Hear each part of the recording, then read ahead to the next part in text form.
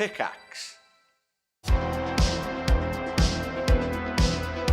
Hello and welcome back to the Review of Death, your fortnightly home for Doctor Who news and reviews. I'm Matthew Toffolo, and joining me this time isn't Billy Garrett John because he's in New Zealand. No, this week we've got my brother Jonathan Toffolo who's joining us to talk about... What are we talking about, Johnny? I can't remember. I mean, that's fitting for what we're talking about, because Yes. amnesia is a big part of what we're talking about. Yeah, it is. The fact that I've turned 40. The fact that you've turned 40s, may the 40s be with you. Can you believe he's 40? I mean, if you're listening to it, you probably just think I'm talking to myself. Yeah. But if you're watching the YouTube version... Be nice in the comments, please. Be nice in the comments below. So other than being... The TV movie, then. The TV movie, then. That's correct. And Billy said, before we recorded this, he said, bring a lot of TV movie paraphernalia to the set. And we didn't do that because all I could be asked to get, and I didn't even need to get it, you got it because it was in your house, was the TV movie on VHS, the very copy that we watched in 1996. I can remember you coming... 27 years ago. I know, if that doesn't make you feel old... Wow. I don't know what To me, it seems like the other day. How is that possible? Does it really? Well, in some respects it does, and others not, I suppose. But... I mean, I can remember it. I can remember you coming home with this. So where did I buy this? You bought this... You bought this in Kingswood. So what am I doing these days? So you bought this in Kingswood in Bristol. Whether this was W.H. Smith's or Woolworths. One of those... God rest its soul. Yeah, I know. Long sent to the junkyard in space. Yeah. I can't remember, but I can see you literally in my mind's eye, as Mary Whitehouse would say. I can see you walking into the lounge with this in your hand. Now, you asked me a question earlier. Did I? You did, with regards to this. You said, did we watch it on VHS first? Yeah. Or did we watch it when it aired? Well, I think I know the answer to that now. Okay, you tell me. Well, I think the answer is we watched it on VHS first. Well, I certainly watched it on VHS first, because I wouldn't have been up late watching it on BBC One. No, it was 8:30 apparently it aired. Oh, you looked it up, did you? I looked it up. Ooh. So 8:30 I think it aired But I think the VHS came out before. Am I right? Did it come out the same day? I'm not sure. I could be talking complete caca. It may have been the same day. I can't remember. Or was it the day after? I'm not sure what the date was. Obviously, when it came out on television. But it would have been around that time, obviously. Yeah. And I think we watched it together with Dad. Did we watch it with Dad? Dad was in the room as well. I remember Dad watching it. Was he? It. Yeah. Oh dear, poor bugger. Yeah, poor bugger. We put him through some rubbish, didn't we? The three of us watched it. The three of us watched it. Well, I can't remember. Days. Great days, indeed. So how old? So this was 1996. This was May. You just turned 40. How old would you have been? I wasn't 40, by the way. No, you've just turned 40 now. Otherwise, I'm looking really good now. You've just turned 40 now. So can you do the maths and tell me how old you were back then? 13. You were 13. Is that right? Yeah, I was 4. Oh. Just turned 4. I just turned 4 at the end of March, so I was a little babby. When was the last time you watched the TV movie? Dear God. I couldn't even hazard a guess. Really? That long ago? I have no idea. It must be, as you know, a few years ago I went through everything. I went through all the... You went through all the new series stuff. Did you go through all the old stuff? I did it at some point, didn't I? I went through all the old stuff as well. Did you? Yeah, and I assume after Sylv, I watched this thing. So quite a few years ago. Right. Quite a few years ago. Okay. Well... I do know when I last watched this. Do you? Because Billy and I, actually recorded a commentary for this. I think during COVID. Oh, right. And we did a So the last few years then? So in the last few years, but I mean, we didn't really review it properly. We just talked nonsense over the top of it and took the mick. Oh, I see, right. But this time we're going to actually review it properly and still take the mick. Like I said, I was only 4. Yeah. I cannot remember... the build-up to this coming out. The hype, yeah. Can you? No. Not at all? No. So, obviously you remember Survival airing. Ending, yes, I do. Can you recall anything in that brief period between 89 and 96? I can remember a few things on the TV, on the news, saying this was coming back, you know, and, in a movie, but... to be honest with you, I don't recall very much about it. It's just suddenly it was there and I picked it up at the shop and I didn't steal it, I just paid for it. And then off we went, and we watched it. Oh. Yeah. Shame. So you can't remember. You've got an eyelash, dear, so just stay there. I've got many eyelashes. You have. So you can't remember thinking, Paul McGann's going to be the new Doctor Who. Well, I didn't know who he was, obviously. Well, no. But can you not think, but my Sylv, my poor Sylv, he's Doctor Who. Yeah, well, I knew Sylv was in it, obviously. I think there was mention to that. Obviously, I didn't know exactly how he was going to be in it. We'll get to that in a minute, because I should point out that the reason why we're talking about this is because this was voted for by people on Twitter. Billy did a poll of different stories, and I think some of the other suggestions included The Horns of Nymon, so thank Christ we didn't have to watch that old shit. Aliens of London, World War III, which... Although that would have been a very interesting review for both of us, I'm glad we didn't do that because you and I actually watched it fairly recently, didn't we? With my kids. Your kids. Yeah, we did, yeah. So, glad we didn't have to rewatch it again. And then, obviously... There were a few others as well, I think. There were a few others, but this one won. And why did it win? Well, Don't know. Because Sylvester McCoy's costume, and you are Sylvester McCoy's costume loony, so... People want to hear you rant and rave about that, so buckle in for that later on.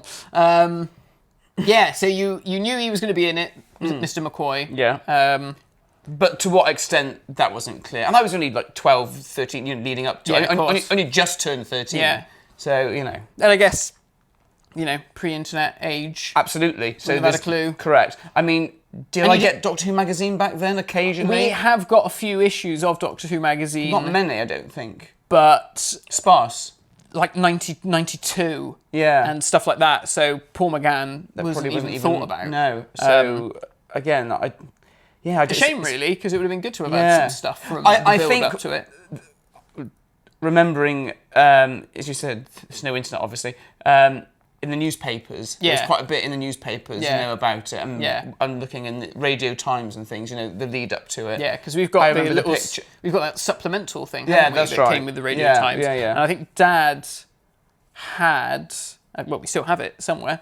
He's got a magazine that had Joanna Lumley on it because Dad loved Joanna Lumley, but it just happened to be the same issue that they were doing a piece on the TV movie. Yeah.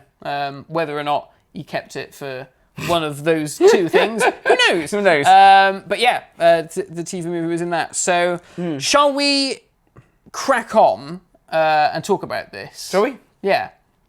And if you can give me as much insight into how you felt then watching it and how you feel now, because I think it's probably safe to say that our opinions have changed. When I was 4 and you were 13 has now changed to you now being 40 and me being 31.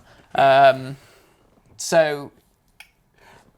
Yeah, it's funny, isn't it? I remember even at the tender age of just turning 13, being incandescent with rage. Really?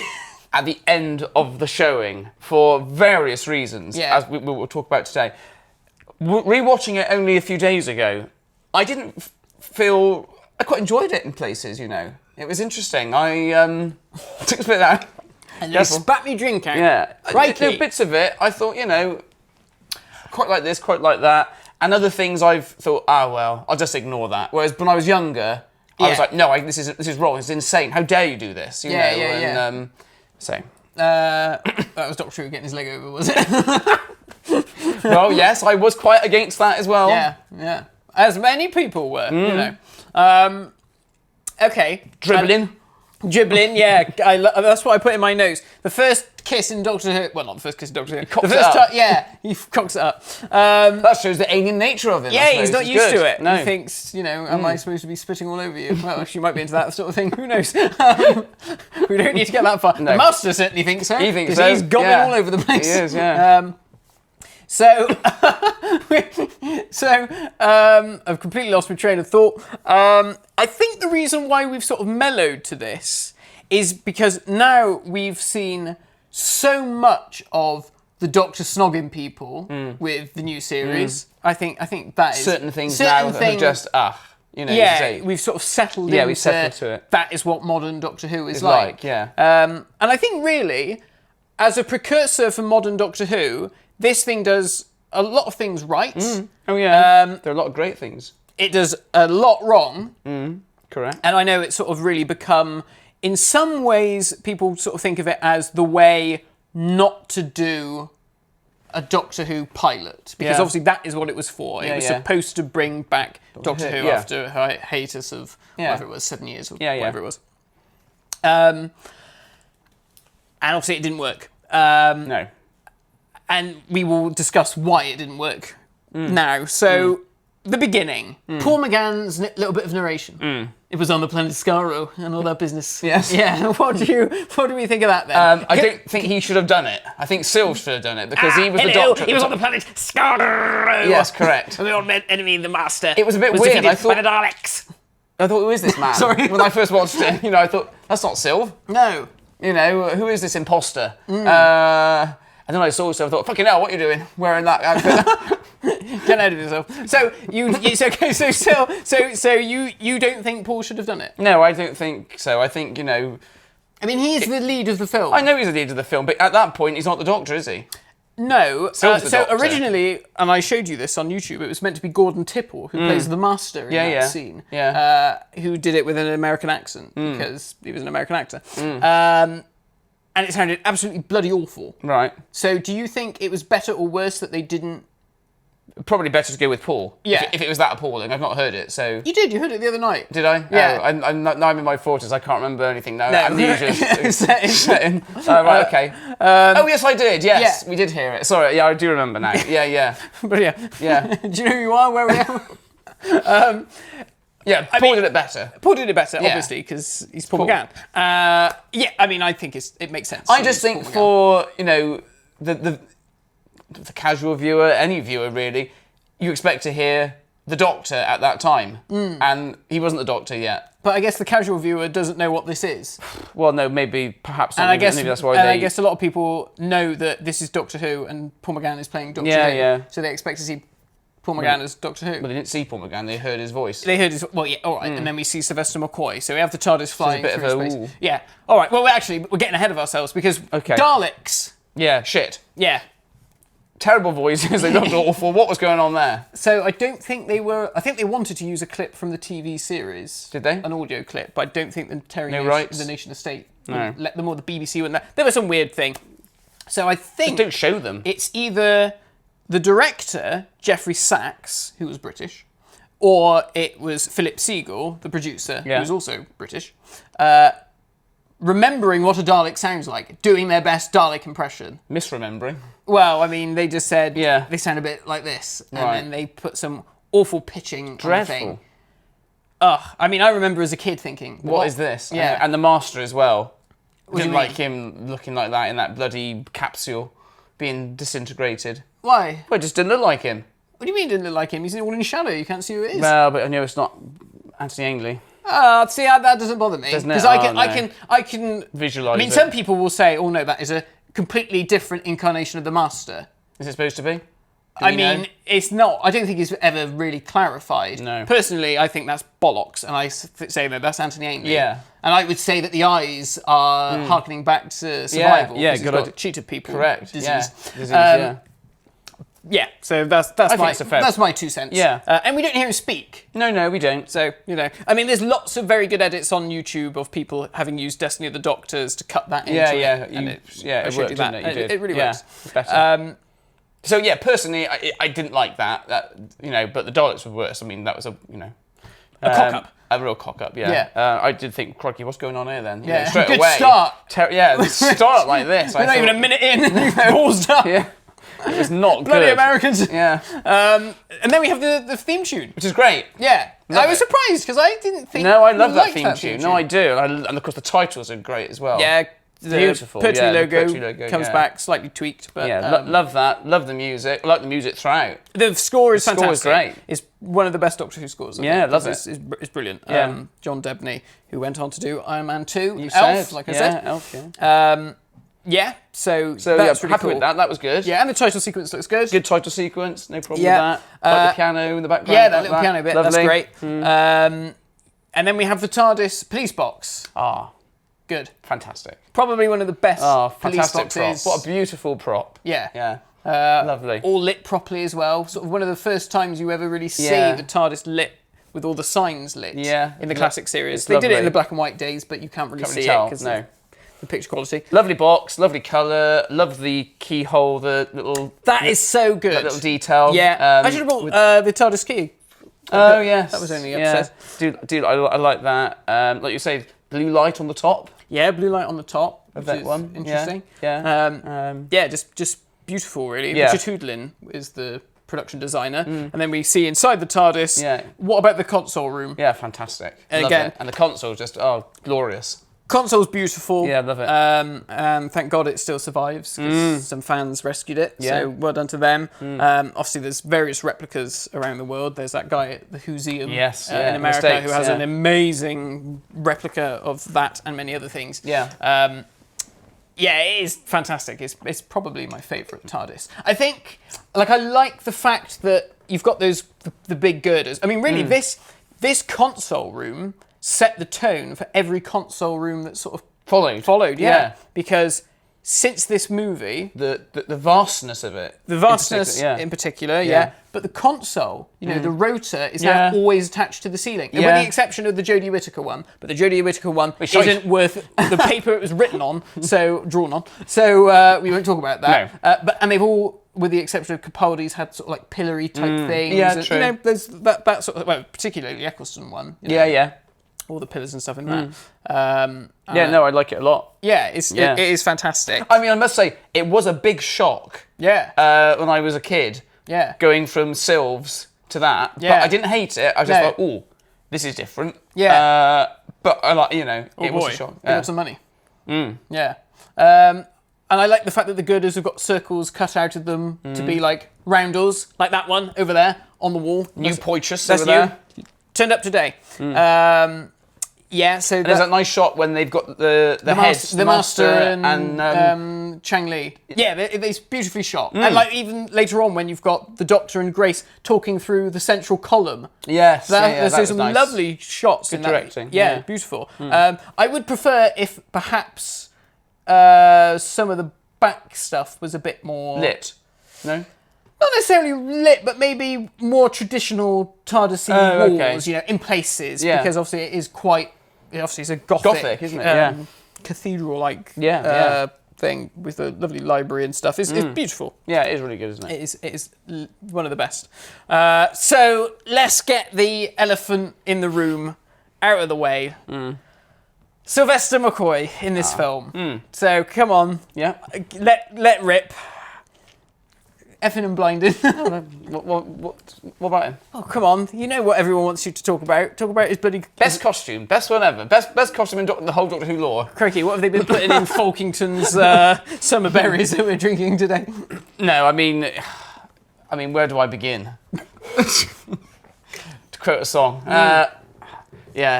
Awful. Oh, God. I remember as a kid... Godfather, it's terrible. It's terrible, Father. I remember sat there as a kid, exasperated, It was so bad. I thought, what the fuck have they put you in? Yeah. It was terrible, excuse my French. It was appalling. I was, as I say, incandescent with rage over this. I thought, what is this? Now, I know everybody loves it. Well, not everybody, but lots of people do. But for poor old me... who was used to Sylve, growing up with him as a little kid, and seeing that big change, I didn't like it. No, clearly. I was not happy. And I've been quite vocal about that ever since. And the fact that he put his hat on, that's nice. No, I didn't like that. I mean, just put it on properly with everything, or not at all. So I wasn't happy. No. Of course, he brought his actual pocket watch with him. Yeah, he did. But they didn't show. They didn't use it. Yeah. Unfortunately, did he bring his brolly with him as well? I think he might have done. I think he offered to bring the brolly, and they said no. They didn't want the brolly. Dear. But I think so anyway. Yeah. Which is a shame, really. As a costume as it is, it's fine. I don't mind it as a costume, but I didn't want that. I didn't want that for Sylve. I think they do a good job of keeping elements of the original costume. So obviously, like, he's got his hat. Yeah. He's got the darker jacket, although this is like a tweed with the elbow pads. But what I really like is the trousers. The trousers aren't the same. No. But they've tried to keep the same plaid top. Why don't they just put them in the costume then? faffing about. Because changing it. They probably thought, oh, if any American sees this guy dressed up in question marks, they'll think, what the fuck's this shit? No, but I mean the trousers. That's not question marks. No, but I guess it's just, I don't know. The jacket. That's not question marks. Well, it was probably easier to just get some woman to design the costume, or whoever it was who did the costume design. If I was Sylvester, I'm not doing it unless I'm in my costume. And they just said, fine, all right. No, they wouldn't. It wouldn't have been made. Well, probably that's probably better. Paul McGann would never been Doctor Who, so that's a bad thing. That is a bad thing. Oh, you yeah, know. we'll get to Paul McGann momentarily. So he's not in it much, is he? My lovely old Sylv isn't in it much. No, he's got about five lines. Very few lines to say. Yeah, poor Sylv. But he seems at home in that console room. Yeah, he seems very happy. Yeah. Very, very, it's very homely, isn't it? You know, and he seems quite happy there with his cup of tea. Jelly babies. Nod to Tom. Yeah. Lots of nods to various things in that story. Yeah, there are. In the film. So then we have all this business with the Master. Right? So the Master is dead, as we know, and he's housed in this little casket, which is covered with the seal of Rassilon. They love the seal of Rassilon in this film. They do, yeah. It's everywhere. It is, yeah. It's on the casket, it's on the pillars, it's above the above door. It's, where else is it? It's on the Eye of Harmony, a huge one. Yes. It's on the pillars on the Eye of Harmony. Rassilon's head is on the pillar on the Eye of Harmony, which is great. So they love that shit. They do. It's good. So the Master breaks out. Somehow. And now he appears to look like semen. So comments on that, please. What do you say? I mean, you know. Did the Daleks just like reduce him to his like original form? Yeah, like, you know, the primordial soup, to quote Ghostlight. Yeah. I don't know. His daddy's primordial soup. Daddy's sauce. Oh dear. Yeah, so... yeah, I mean, I was a bit shocked when I first saw it. I thought, what is this, you know? Yeah. What is this? You know, slithering around, you know, going into the console and oozing out of the door keyhole and all that. But, you know, I haven't got much to say about it, really. Now, I believe the novelisation explains that the Master absorbed... I haven't read the novelisation. Right. Gary Russell did the novelisation. We've got it at home. But I believe the idea is that it is explained that whilst he was on Skaro, the Master absorbed a morphant creature or something native to Skaro, right? Which he knew that if he died, it would keep his consciousness alive or something. I don't know. I haven't read it. So. I'm sure that wasn't in their mind, was it, when they did this? Oh no, of course not. They didn't know what they were talking about. These guys. No. Okay. Fine. Well, whatever. Yeah. I mean, fine. Well, whatever. If he's gonna be like a, you know. Because I remember thinking, like, does this happen if Doctor Who? Exactly. If the Doctor dies, is he just going to be a pool of spunk? Yeah. Slithering around the place. Yeah. I mean, can't wait to see those headlines. No. Forget having the first female Doctor. Yeah. The first semen Doctor. Yeah. There we go. Oh dear. The CGI. It's really good. It's all right. Yeah. I mean, I gotta say, I think some of the CGI in this film... The snake. Yeah.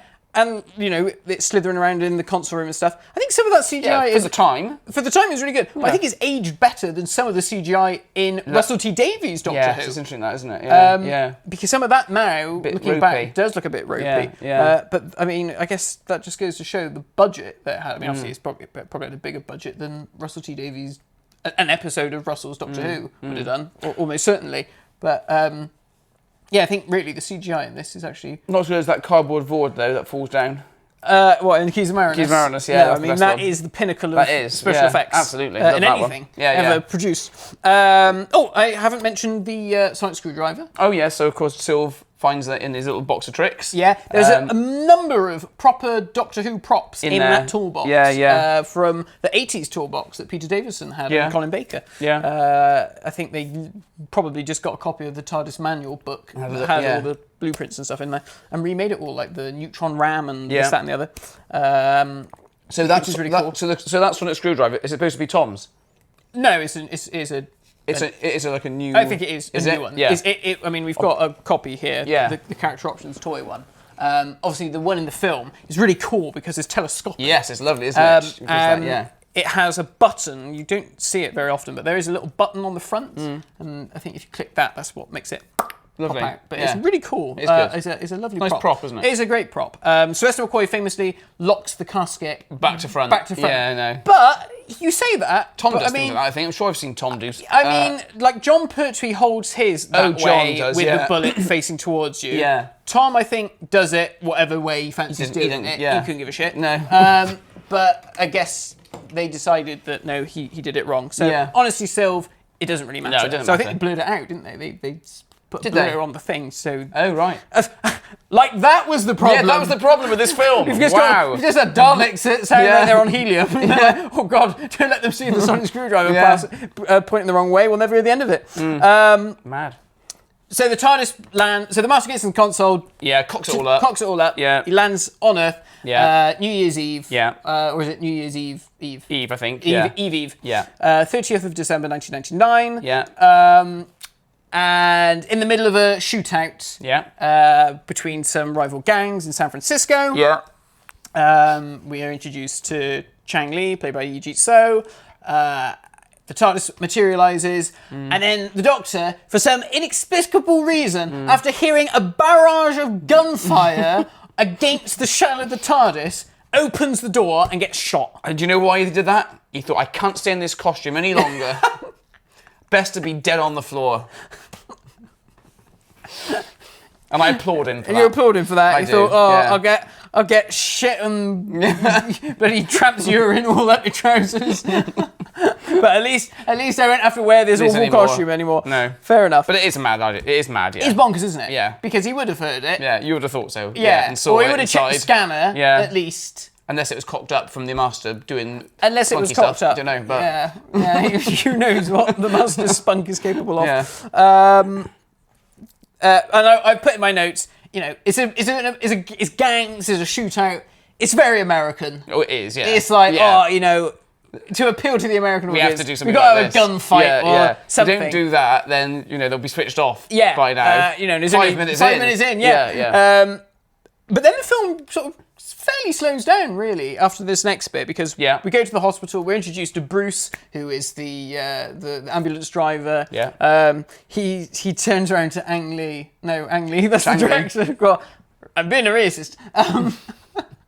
He turns around to Chang Li and says, is he rich? Because where we're going, he better be rich. And I was like, wow, the American health service, in a nutshell, is, straight away. Yeah. You know, over my head as a kid. Of course. But now, now you see oh it. boy. Yeah.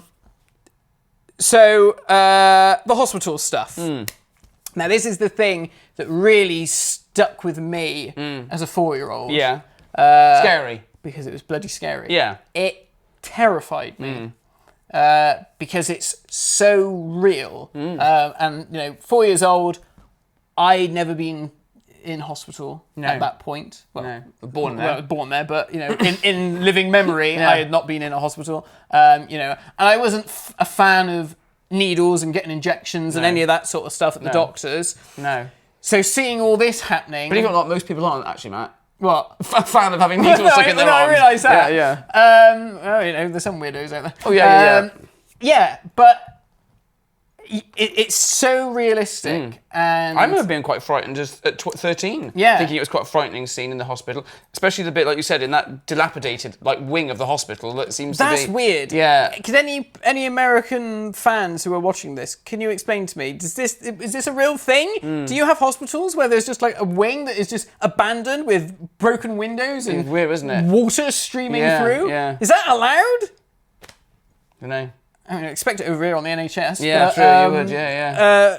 Anyway, yeah. So all that stuff really petrified me. Yeah, and the way it's shot, it's very dark, isn't it? And in places. And poor Sylv on the table, that's awful. When she bloody cocks him up and sticks the thing in him. And even the other night you had a job to... I know, it's horrible. And poor Annie can't bear it. She had to walk out. She had to walk out the room, she couldn't bear seeing poor Sylv. Because he pleads with her. He pleads with her, You don't know, do he it. tries to explain, look, don't do this. I'm going to die.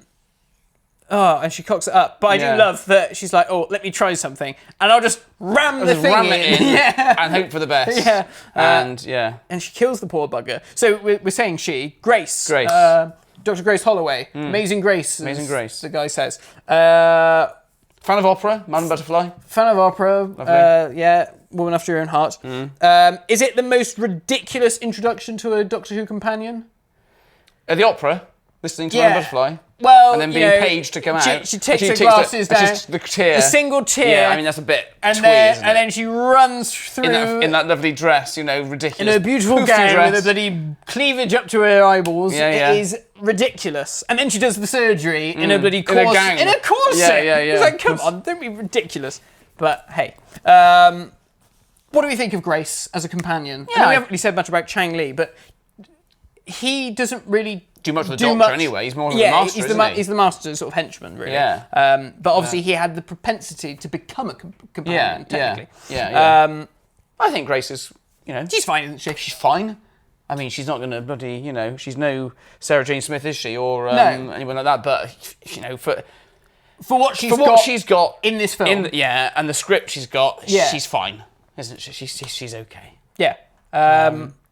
She's likeable and intelligent and Well, she's sort of super intelligent because for some reason she knows how to wire the Tardis, which is just insane. And then she says all that stuff about that explains the dimensional shift, and doesn't say what the hell is this box. When she comes in, it's weird. It's a shame, isn't it? Really, that we don't get her having that moment of... the reaction, which you expect to see. Yeah, and the Doctor doesn't say anything like... No. Aren't you going to say...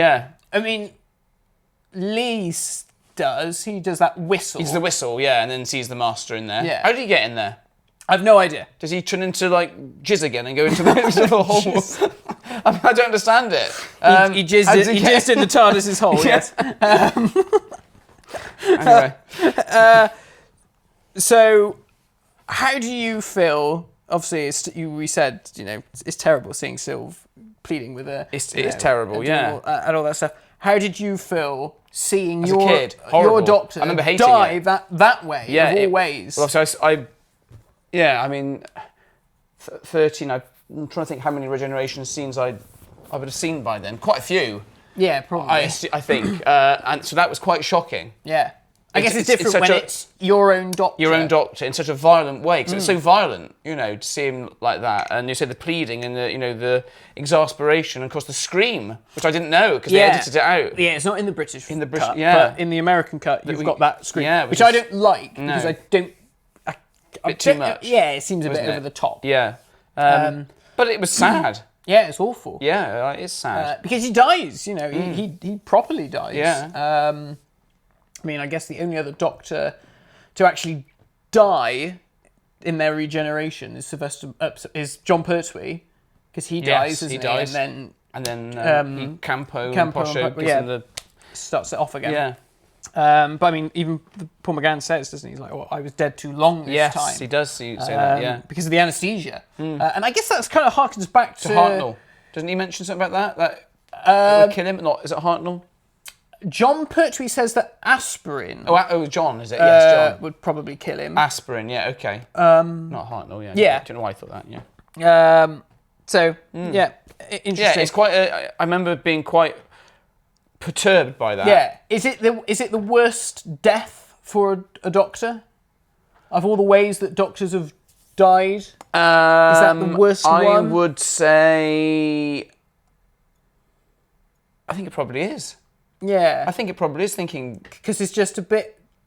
I mean... real. It's very real. I mean, being shot is bad enough. Yeah. And then, being cocked up on the... operating table. Because he would have survived. His heart heart's only going because he's got two hearts. Yeah. And obviously he's just been shot. They removed the bullets, they said that. Yeah, he would have been fine. Yeah, it wasn't very nice. Yeah, it's unceremonious, isn't it is, really. I'm just trying to think of what other ways people have regenerated. I can't remember how Jodie Whittaker regenerated. No idea. No. Who is that? I don't know.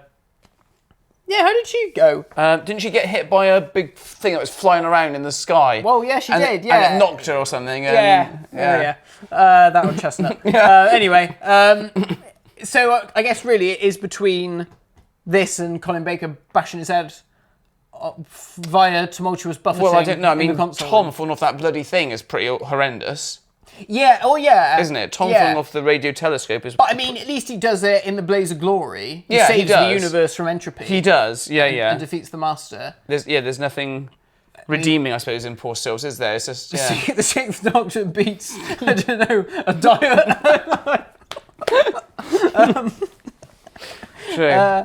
I guess that is probably the worst way that the Doctor's gone. I think so. Is it also the worst regeneration in terms of effects? I'm not keen on the regeneration, I've got to say. I don't All like that it. All that gurning. I mean, Yeah. Syl's got a good face for it. Yeah. Paul clearly hates doing it. Yeah, you've got Syl really going Syl for it. goes and then for it, and Paul's like, Paul, oh, no, do I have I've to got do to do this. Yeah, I'm not keen on it. And obviously, the other guy, the mortician, watching bloody Frankenstein. Yeah. I mean, it's quite funny, I suppose. It's isn't clever. it? It's clever having the mirror of both. Yeah. And doing the shots. With But as a hand. regeneration, I'm not keen on it, really. No. The scene. Yeah.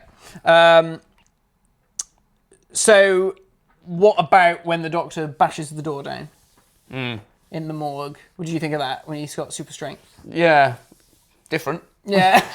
Compared to previous regenerations, anyway. Yeah. And obviously, there's all that Jesus imagery. Isn't Yeah, there? of course 'Cause he's there in the is. shroud. Yeah, he's like Christ risen. Yeah, and he's got long hair like Jesus. Yeah. Or depictions of Jesus, I should European. say. Yeah. European Jesus, Yeah. white Jesus. I mean, I guess again, Tom Baker, he's got super strength, hasn't he? In Robot, he Yeah, chops the the brick bricks. in half. So again, there's a history of Bit it. of continuity there. Bit of continuity. He's lost his memory. He's got regeneration amnesia. Again, yeah. This time not inflicted by anyone else. No. He's just got it. At the same time all this is going on, across town, the ambulance driver, Bruce, is getting deep-throated by the Master. Yeah, as you do. Yeah. As you do. Yeah. Much to his wife's satisfaction.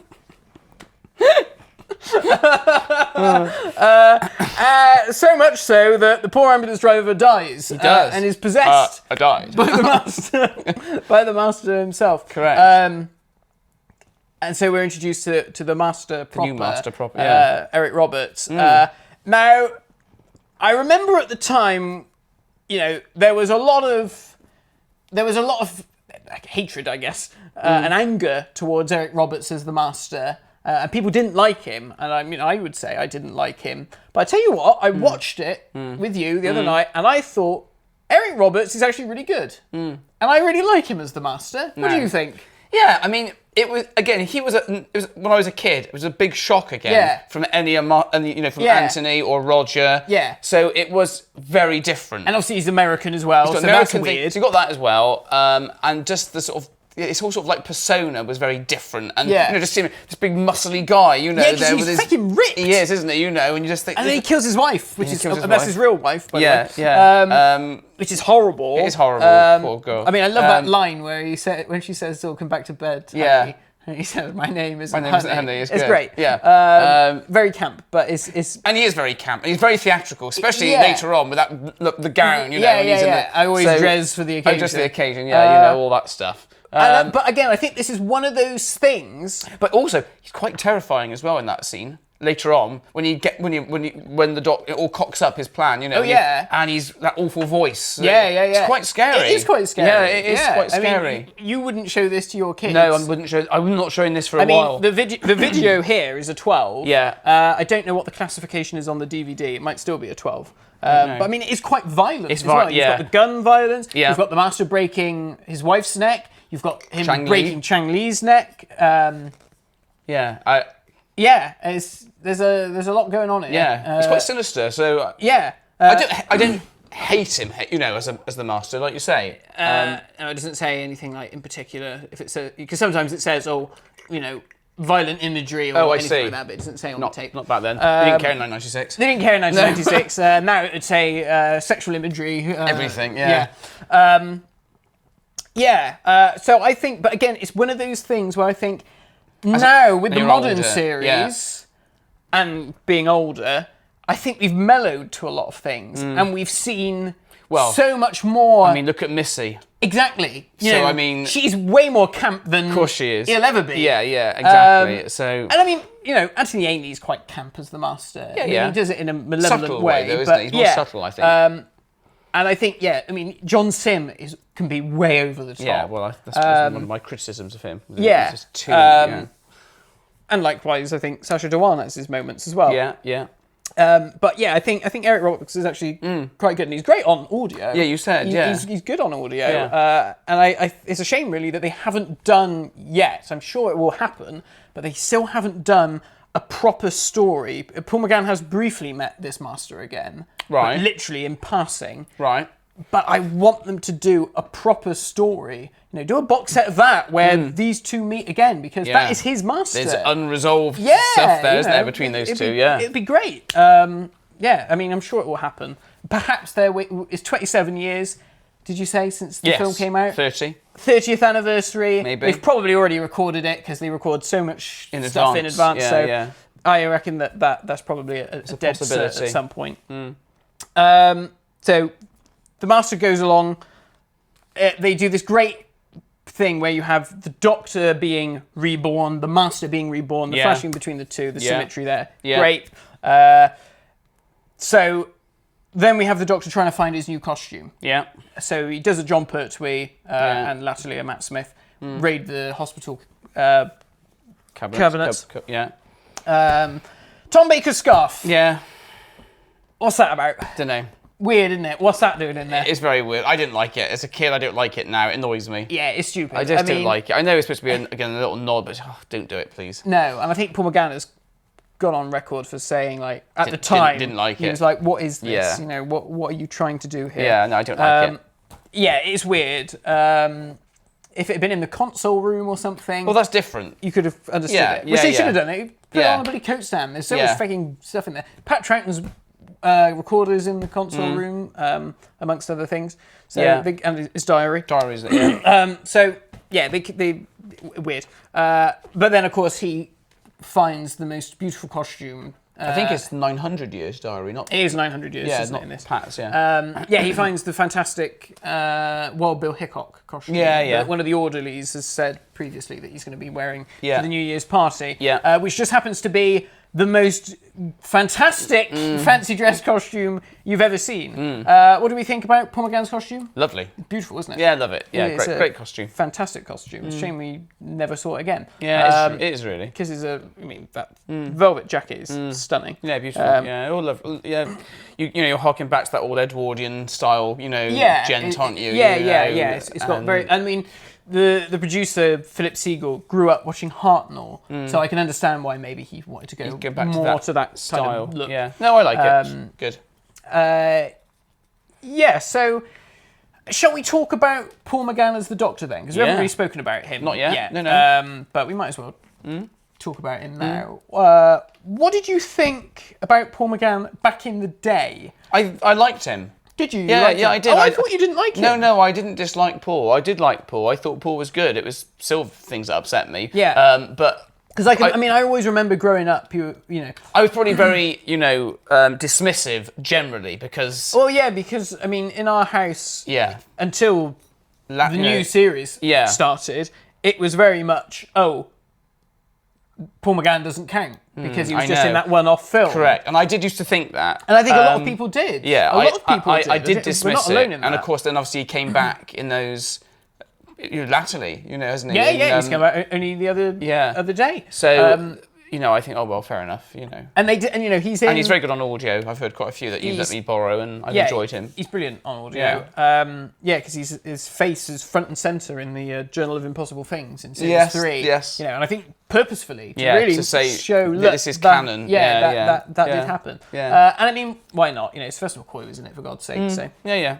But I love Paul McGann. He's probably my third favourite Doctor. Yeah, I know. Weird, how he went from being my least favourite for a long time, because obviously all I had to go on was this film. And then I read the Doctor Who magazine comics, which I really liked, but obviously, you shouldn't get a feel, you do you? don't get a feel for the person playing the part through the comic. No. And then as soon as I heard the audios, I was just like, wow, he's really, really good. And I guess I feel like I ought to like him, and I think I always did feel like that, because technically speaking, He's your my doctor. He is your doctor, yeah.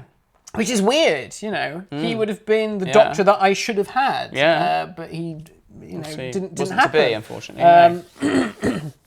Which is a shame to think that there was all this untapped... Missed opportunity, isn't yeah, there? we could have been watching The Adventures of Paul McGann on a Saturday evening. With real Daleks. With real Daleks, hopefully. But Paul, superb. I mean, it's just... It's a terrible shame that... I mean, I don't know if it's a terrible shame that the TV movie didn't get picked up for a series. Because who knows what it would have been like. Who knows, exactly, you know. And obviously we've seen... so many different versions were floating around ideas before this was eventually made. You know, and there's lots of stuff out there about, they were going to remake classic stories like Tans of Weng Chiang and, Tomb of the Cybermen. The Cybermen were going to be called the Cybes. They were going to have like this weird cybernetic Native American thing going on. And it all looked like dog shit. Daleks with spider legs and all this sort of stuff. I remember. Really weird, wacky stuff. And so you do sort of think to yourself, Thank goodness for that. Yeah, maybe we did dodge a bullet there. Yeah. But I mean, maybe those things wouldn't have happened. No, that's true. And I think Philip Segal was keen to get other older doctors back as well. So who knows? Who knows what it would have been like? But no, thumbs up for Paul. But thumbs up for Paul. Actor, he's a good actor. And he portrays him well. He gets the essence of the character. Yeah, and I mean, the sad thing about the film is that he doesn't have masses to do. No. Really. He doesn't turn up for like 20 minutes or something. And it's only really once he has the kiss with Grace that his memory kicks in and he's like, oh, okay, I know who I am now, I'm the Doctor. So it's a shame we don't get to see a story where he's more front and centre powering through it. But he has those nice little moments on the bike, speeding through a bit like John, with the gadgets and things, which is nice. That's really great. Yeah. No, he's good. He's a good doctor. So these two, Grace and the Doctor, meet in the hospital. She quits her job because they want to cover up the fact that she killed Sylvester McCoy. And she's not having it, so she quits. They meet each other in the lift. He's going on about Puccini and Madame Butterfly because that was playing when she killed him. Then he appears in the back of a car going, "What is this?" And then pulling out the thing, which horrified me as a child. Awful, isn't it? It is really horrible when he pulls out the probe. Camera, isn't it? I think whatever it is, pulling it. Dreadful. And that's the realisation for her. It is the man. She thinks he's crazy, doesn't she? First, she's just a loony. And then suddenly she realises, it is a loony in the back of my car. And he's pulling out medical equipment from his abdomen. Clever though. What a clever way to tie it through. I like really it. Clever. I do find it kind of strange that when he died, they didn't take that out of his body. They just leave it in there. All the thousands of dollars worth of equipment. I know. But we'll just leave it stuck in his stomach. Fair enough. I mean, these things do happen. People do it. I know. With like post-surgery with bloody clamps in them and other bits and pieces. So this isn't like a wacky idea. I know. Occasionally, but you'd think after he was dead, they just chop him open and pull him out. Maybe it was the shock that he died. Maybe. And she was so irate that they never... She just went when she went off, didn't she? And she still had a ballet dress on as well, so she had to... I don't know. Meanwhile, the Master's having a medical emergency of his own because he's pulling his fingernails off. Oh, yes. That's always been pretty grim as well.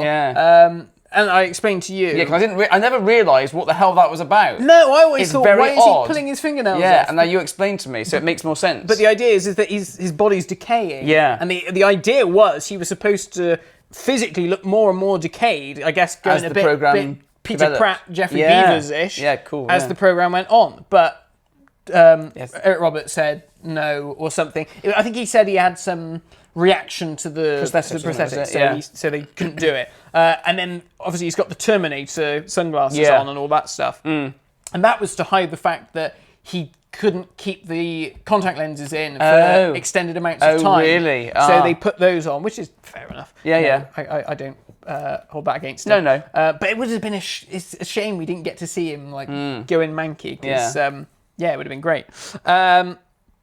Although you probably would have been terrified. Oh, I would have shit my pants. I as was a going to kid. say, yeah. if they were let loose on that, Oh my can God, you imagine yeah. how horrifying it could have been? I mean, Peter Pratt frightened me when I was a little boy, younger than watching this film. Yeah. So, yeah, it would have terrified the bejesus out of me. We've got that really nice moment with Grace and the Doctor in her apartment. Yeah. The whole two hearts thing, that sort of romantic thing about, you became a doctor because you wanted to hold back death. And here I am, I'm sort of living proof of that. Yeah. It's a bit sexually charged, that whole scene, because he takes his shirt off and he's like, put your hand over here. It's all a bit. I have 13 lives, but I say 12 lives, as they've dubbed me over. That is a big point, again, that they make. They make a big deal about, he only has so many lives. Yes. And that the Master only has used up all of his lives and all this kind of thing. Then we have the great scene with these shoes. They fit perfectly, which is iconic. Yes. But obviously we have that interesting moment about the Doctor talking about his father, which I guess is a callback to one of the earlier story Bibles for this film, which was the idea, this is when it was really batshit, when they were thinking about stuff like, the Doctor's father was Ulysses. Right. And he was an explorer. And his grandfather or his uncle was Barusa. And what would have happened was, in some sort of weird Richard Donner Krypton way, the Barusa's spirit would be housed in the crystals inside the console. Right. And when the Doctor went off and stole the TARDIS, because this was when it was going to be a complete reboot. Right. When the Doctor went off to steal the TARDIS, Barusa would have been housed inside the TARDIS, and he would have had conversations with Barusa, like fecking Christopher Reeve talking to Marlon Brando in Superman. Or Hasselhoff talking to his car. Oh, Hasselhoff talking to his car, Kit. Barusa, get me to whatever planet. Thank goodness that never happened then. Thank Christ for that. Yeah. But obviously, elements of that carried across because you have the Doctor talking about, I was with my father, we were lying in the grass, and all this sort of stuff. Which is fine, it's nice. Obviously, he had a dad. Well, not, Looms. Is that a thing? No. But, of course, the elephant in the room that we have not talked about yet. Yes, I know what you were going to say. Talking about mamas and papas. Dear. The Doctor is half human. What do you think about that? Bullshit! Bullshit. That's what I think about that. What did you think at 13 years old? Bullshit! Yeah. I was outraged. I thought, no, he is not. No. That has never, ever happened in all the history of this programme. No. How dare you change things like that now in this one-off film? No. I remember being really cross. Oh. I hated it. I mean... Come on now. Yeah, it's mad. I agree. I think, no, he's just a Time Lord. Yeah. But I can see where they were coming from. Because obviously he has an affinity for Earth. Yeah, I get that. Yeah, and that's why he says, no wonder. I assume that no wonder means the fact that he's always wanted... Yeah. He's always on Earth. Yeah. And then Stephen Moffat, being a troll, like he likes to do, in Hell Bent, puts that line in where Ashilda says to the Doctor about the hybrid. He's like, could the hybrid be half Time Lord, half human? And she sort of says something like, tell me, Doctor, why do you like Earth so much? And, there's that hint, and the Doctor sort of stares her down, and it's never expanded upon. Right. So, Who is this? What Doctor Who is this? It's Peter Capaldi. Oh, okay, fine. What year is this?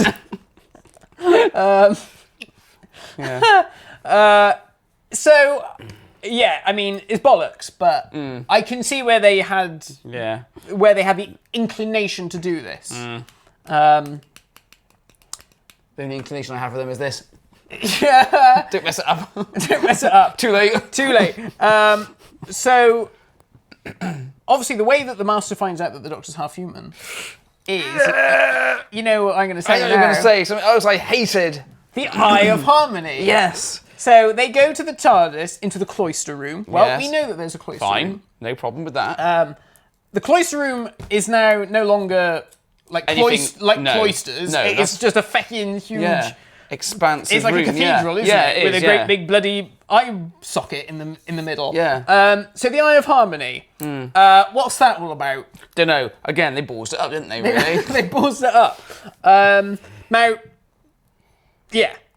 I mean, I can remember thinking, what? I was 4 years old. And even then you knew. I'd seen Deadly Assassin. Yeah, and you thought, I knew where the Eye of Harmony was. Yeah. And I knew it wasn't in the TARDIS. So, yeah. It's weird. Now, this has since been retconned. Yes, I know. To suggest that every TARDIS has its own Eye of Harmony that's linked to the main Eye of Harmony on Gallifrey, which is how all TARDISes are powered. And then when the Time War happened and Gallifrey was destroyed, that's when the TARDIS needed to be powered by Rift energy and all that stuff, the heart of the TARDIS, all that thing. And Eye of Harmony does appear again in the new series. They go to the Eye of Harmony in Journey to the Centre of the TARDIS. It doesn't look very good. It's just it's like a little sun in a room. It's a bit crap. So, what Doctor is that? Matt Smith. Right. But like as a set piece, it's really good. It was impressive It's in the fantastic. film. Oh, what about the bats? I remember you hated that as a kid. Yeah, I did. I remember you saying, why are there freaking bats in the fucking TARDIS? I know. Or what did I call them? They're in the audios. Flirty shrews or something, whatever they're called. I don't know. I can't remember what they're called. But again, it's a Gallifreyan bat. Yeah. I like them, you know. Fair enough. They're a massive cavernous space. Yeah, I mean, it's Stuff's gonna... These days, that doesn't bother me now. That's nothing. I mean, Yeah. fine. Bats, whatever, sheep, whatever you want to go around the TARDIS. I don't care. Whatever floats your boat, get on with it. Right. Well, fine. You've heard it here first, folks. Yep. Sheep in the TARDIS next. That's the next one. So we talked about the kiss, the slobbery kiss. Yeah. Fine. I mean, okay. Then we have the cool scene in the ambulance. Oh, yeah. So- that is a good scene. Grace calls for an ambulance. Yeah. Oh, the Eye. So let's actually talk about what the fuck this film's all about. Okay. So, What is it about? I mean, I don't really know. The plot is weird. So the Doctor, Sylvester McCoy, when the TARDIS crash lands, needs Beryllium clock. Yeah, An So, atomic. and there just happens to be one in San Francisco, being activated on New Year's Eve. Yeah. What is an atomic clock? It's like the most accurate clock ever, Yeah. and it's got a beryllium chip. Yeah. That will, for some reason, make the TARDIS work. Why? No idea. Who knows? It's madness. It is insane. Yeah. You know, had it have been more like the Doctor saying, well, I can, like, jury rig this into the TARDIS, rather than... Because it just makes it seem like, oh, well, I've just come here to pick up a spare part. It does, yeah. So, It's weird. I need to get my windscreen wipers changed. Yeah. And pop down to here. Alfred's. Yeah. So that is strange. It is odd. But the Eye of Harmony is open and has been left open. And because of that, everything's been sucked into it. Yeah. And reality's going a bit And it's all going to be squiggly. cocked up. Yeah, so Paul McGann's losing weight, walking through glass windows, Yeah. all this sort of As stuff. you do. And then the Master turns up. Yeah. They don't know he's the Master. No. We have that scene in the ambulance because Grace thinks he's loopy, even though she's seen him walk through. She's seen him do this. Glass, Yeah, which yeah. is, you know, I think you know he's got two hearts. Yeah. And you've seen him change his appearance. So you know, get with it. Yeah. But anyway, in case she needs any more convincing, she's in the back of the ambulance. Yeah. The Master's glasses fall off. The Doctor sees he's got squiffy reptile eyes. And thinks, well, I know you. And thinks, and then sprays him with the fire extinguisher. Yeah. Because we laughed because we couldn't work out understand what he was saying. Yeah. What was it? It just sounded like just doing a Popeye impression. Yeah, Popeye. Yeah, you couldn't. It was. Oh, I can't be hurt like this. I can't be hurt like something this. like Yeah, that. that's right. Yeah. Anyway. Yeah. Yeah. But the Master gets his own back because he projectile vomits like the Exorcist all over her Grace's arm. Yes. And burns it. Yeah, it's nasty. So, what's that all about, eh? You tell me. I don't know. I mean, you know... He's now got these new powers, apparently. He's turning into Spunk. He's ejaculating Spunk from his mouth. You know. I mean, yeah. I don't know. This regeneration, wow. Yeah. And then later on he talks about when he gets Grace to put the Doctor in the shackles and stuff, Yes. he says, "Oh, put this on him. I expect you know how," as if to suggest that Grace is into like BDSM and some sort of kink stuff. Yeah. Is this just the kinky master? Maybe it is. He's like into bukkake. Yeah. And he's into BDSM. And bodily mutilation, if that's a thing. If It might be. Yeah, I'm sure it is. I'm sure it is, yeah. Yeah. For kids as well. I know, this is a kids program. Boy. And I mean, when I say he's into bukkake, those security guards at the atomic clock place, they're just dripping. Yeah. They're dripping. They're dripping with the stuff. Yeah. One falls over. One falls over. Oh, God almighty. So, they escape on the back of a motorbike. Yeah. It's a great sequence. Yeah, it's very good. Go back to the TARDIS. Do they go back to the TARDIS or do they go to No, they go to the atomic clock place first. Oh, yes, they go there first, sorry. Yeah. They go there. Paul McGann's still talking about being half human and all that sort of stuff. Yeah, annoyed me. But we just forget he said that. Correct. He's just off his tits. Yeah. Post-regeneration, nonsense. And then he gets a brilliant chip, bumps into that guy. Obviously, this is one of the things the Doctor does a lot, doesn't he? Yeah. In this story, is that he bumps into people and says, "Oh, this is going to happen. This is going to happen." Yeah. He can sort of has visions of the future. Yeah. He's a visionary. And I think, I mean, it's weird, but I guess the new series sort of suggests that you know, as a Time Lord, he can sort of, his perception of time is different. So he knows, what are moments that are fixed moments in time and all that stuff. So maybe part of it is that, you know, if he looks hard enough, he can work out if you're going to pass your exams. He does with Gareth. And then, of course, they escape. When the Master turns up, they set the fire alarm off. Yeah. Get back on the motorbike, off to the TARDIS. We've got that great gag with the motorbike going into the TARDIS. And coming back out, that's which good. Is good fun. Cubby hole above the P. What do you think about that? I like that. Yeah. I always like that. The cubby hole above the P. Yeah, that's pretty good. Yeah, I like that idea. And then we're into the third act. We're into the finale. So Doctor's sorting out the TARDIS, closing the Eye of Harmony. Yeah. Now, this is where things get weird, because I don't really understand what the hell is going on here. Because the Eye of Harmony has been open too long. Yeah. Even though he's closed it now. Even though he's closed it. Yeah. So now they have to go back in time. Maybe before we arrive. Yeah. And I don't really understand how that is going to fix anything. No. But who cares? Because before we can even stop to think about it, Grace smacks him around the head with a bloody neutron ram. That's right. And she's possessed by the Master because of the Master's jizz. On her arm. Yeah, taking over her. Yeah. Be careful. Be careful, ladies. It does happen. So... and then he's tied up. With his eyes on those things, Clockwork Orange. He's got a crown of thorns on, just in case you want any more Jesus imagery. Yeah, no, very much so, yeah. And there's this sort of whole thing, is like this, the whole feel of the film is like, the battle between good and evil. And like the Master's like the devil. He's the devil, there's this real sort of messianic thing going on. Did that appeal to you as a religious studies teacher? Oh, absolutely. At 13, yes, certainly did. Yeah. I really thought about that. Did you? The Master kills Chang Li because... Yeah, because he... Because up until this point, the Master has said, the Doctor has stolen my lives and all this stuff. And then he realises, isn't it, that this is all bullshit. The Doctor explains. And he's like, you lied to me. Yeah. He said, I would never lie to you. That sort of thing. And breaks his neck quite violently. Sucks the spunk out of Grace.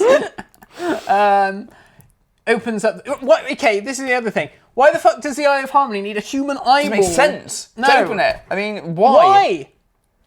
Now, they did retcon this. Did they? Well, I say they retconned it. They explained this in a Big Finish audio production. Right. The Apocalypse element, which was a Colin Baker story.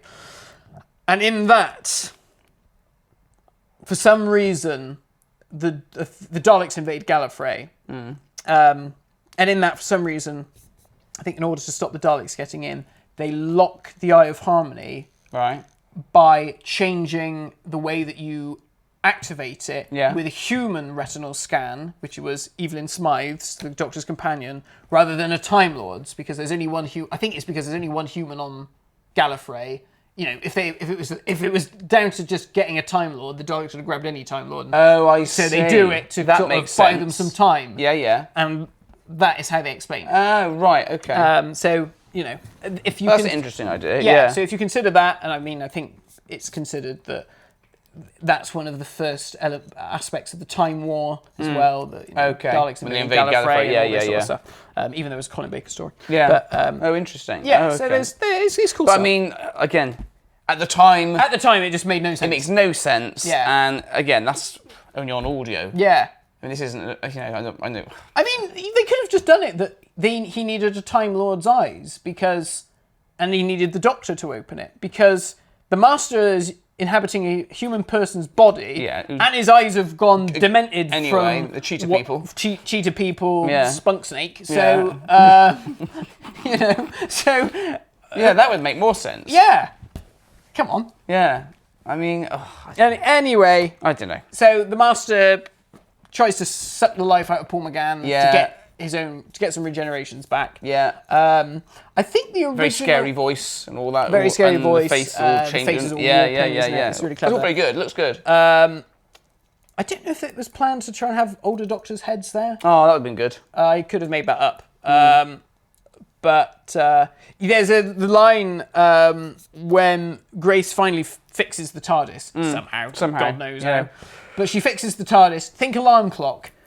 Yes. How is programming an alarm clock anything like that? Yeah, I don't know. It's mad. But hey, she's a surgeon. She can do anything. She knows, yeah. She fixes it. Your life force is dying, Master. Or whatever. Doctor he kills Grace, doesn't he?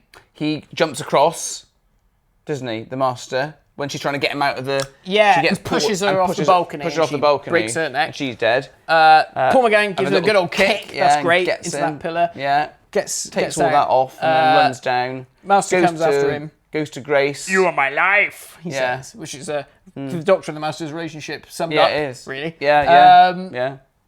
And then he ends up getting sucked into the Eye of Harmony. Yeah. Sucked off into it, did you say? Or? That too. Might as well in this film. Absolutely. He gets sucked into the Eye of Harmony. Yeah. And that's it. The Master's dead. Bye-bye. Forever. Bye, Eric. By Eric Roberts. And that's the end of the Master until the As Time we know Lords it. revive him for the Time War, as we will later discover. So the Eye of Harmony closes, TARDIS is fine, Earth is saved, everything's settled. Yeah. Then, for some reason, some gold magical shit comes out of the Eye of Harmony or somewhere. And they're resurrected. And they come back to life. Why? Don't know. Don't make sense. It doesn't make sense. No, I don't understand. Yeah. But who cares? Should have had them burying their bodies, then buggering off.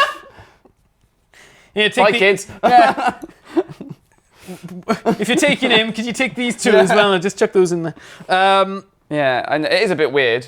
It's very strange, but Has that been explained in audio? You can only explain so much. I think that's There's a limit. There's a limit, yeah. I think by this point, you're right at the end of the film. Who gives a shit? Who cares? Yeah. We've got that. If you've got this far, well done. Yeah. So they come back to life. Come back to life. They go to the magically. console room. Why do neither of TARDIS them... energy, is that what it is? I don't know. Oh yeah, he says, what a sentimental old thing this TARDIS is. I don't know. There's this whole thing about the TARDIS really likes you, doesn't he? He says that sort of thing. I don't know. Yeah. Whatever. Anyway, whatever. Why don't they go with the Doctor? Why doesn't Chang you'd have thought one of them or would have done. Grace say, "Can I come with you?" Yeah. Because this seems wicked. I mean, they have both had their necks broken. They've just been killed. I was about to So say maybe that. they think, if this is know going to be like what? this every Saturday evening, I don't think I'll bother. No. I'll take the chances on Earth. Yeah. I was almost shot at the start of this, and then I actually did get my neck broken. And that's more favourable than being with you. So yeah. Weird. It's weird. It is odd because for this film, supposed to be going somewhere. Yeah. it ends like, Yeah. oh, well, fine, you know, if it ended on this idea of like these two, you know, and one of them's going to come with him, Yeah, and you see know, what happens and next. you see that shot of them around the console, and you think, yeah, I can imagine this lot going off. Fam. I can imagine this lot going off into space and time, and you know, going on adventures. But obviously, it doesn't happen. No. And so the Doctor just goes off on his lonesome. Not before giving her a snog. Another snog. And giving Chang Li some gold. Gold from the Cybermen. Yeah, that's that. Yeah. Just in case the Cybermen invade. Yeah. Oh yeah, and then he says that thing about, oh, next Christmas, just don't be here. Oh yes. I don't know why. No, what? Yeah, what's going on? What does he know? I don't know. Christmas invasion's not for another few years. Yeah. Yeah. And then off he goes, and he goes back into his TARDIS, listening to the music on his nice gramophone, and it sticks. And then it sticks again, has his cup of tea. Yeah. And that's it. Yeah. Did he say not again? Oh no, not again. Yeah. Yeah, lovely. Very good.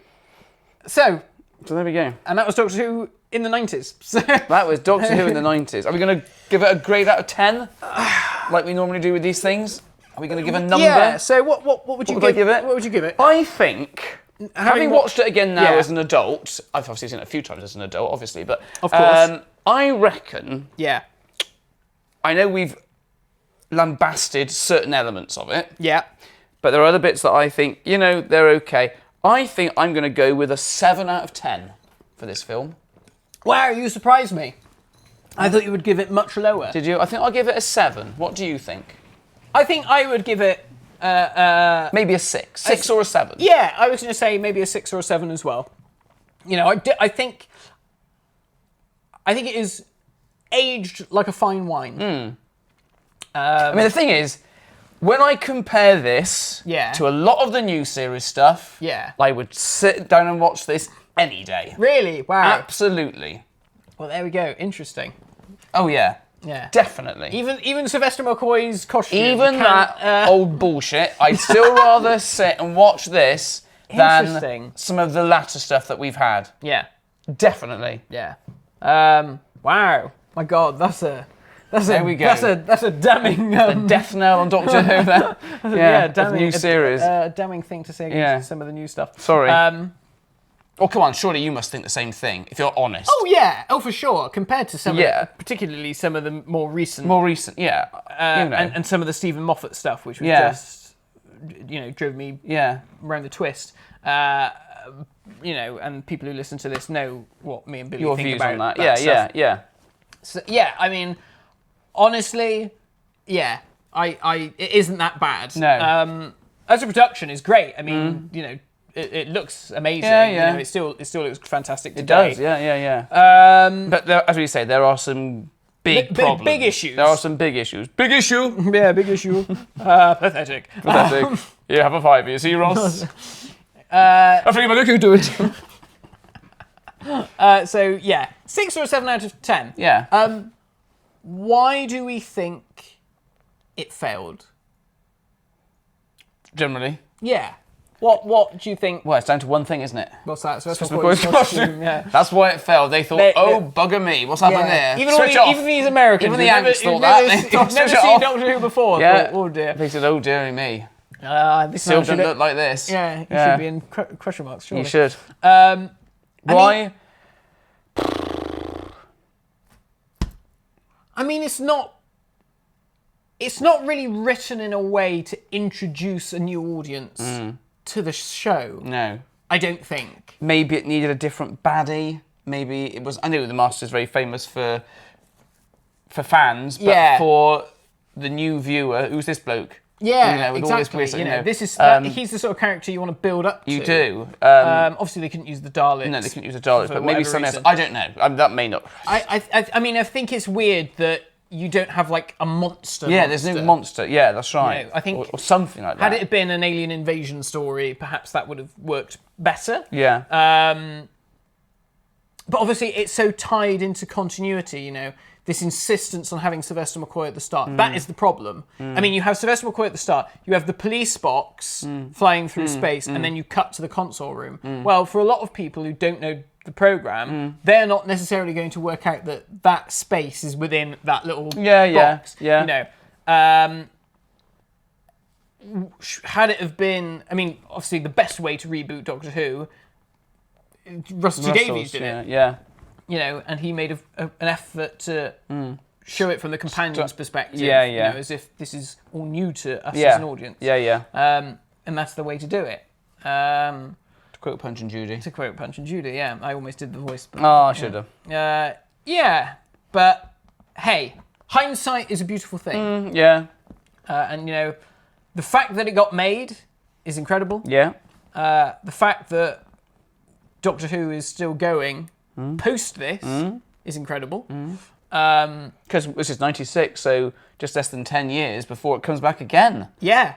And, you know, we thought it was never coming back after this. We thought well, that's it. We thought that was the end of it. You know, when this didn't work, the coffin. Yeah, you know, and we were disappointed that Paul McGann didn't come back, but obviously we loved Chris Eccleston, so.